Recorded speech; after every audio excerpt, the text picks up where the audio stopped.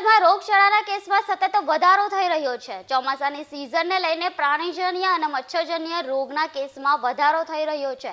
સુરતમાં dengue, malaria, તાવ, ઝાડા ઉલટી અને અન્ય વાયરલ ઇન્ફેક્શનના કેસમાં વધારો થતા લોકોને સાવચેતી રાખવા માટે આરોગ્ય વિભાગે સૂચન કર્યું છે। ત્યારે ગઈકાલે સુરતમાં એક મહિલાનું તબીબનું ડેન્ગ્યુના કારણે શંકાસ્પદ મોત થયું હોવાનું સામે આવ્યું હતું। ત્યારે આજે પૂણા ગામમાં રહેતા 4 વર્ષીય બાળકનું તાવના કારણે મોત નીપજ્યું છે। 4 વર્ષીય બાળક રુદ્ર ચૌહાણને છેલ્લા 4-5 દિવસથી તાવ આવતો હતો, જેથી તેમના માતા પિતા તેમને ખાનગી હોસ્પિટલમાં સારવાર અર્થે લઈ ગયા હતા, પરંતુ તબિયત વધુ લથડતા તેને નવી સિવિલ હોસ્પિટલમાં લાવ્યો હતો, જે સારવાર દરમિયાન બાળકનું મોત નીપજ્યું હતું। તમારું નામ જણાવો, શું ઘટના બની? મારું નામ ચૌહાણ સંદીપ અને મારા છોકરાનું નામ રુદ્ર ચૌહાણ।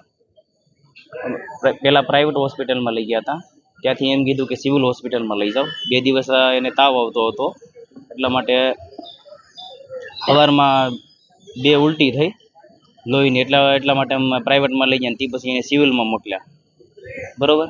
અને અહીંથી મૃત જાહેર કર્યો છે। 4 વર્ષનો નહીં, પહેલાં તો કંઈ બીમારી નહીં હતી, બસ આ 2 દિવસ તાવ આવ્યો એ જ બીમાર।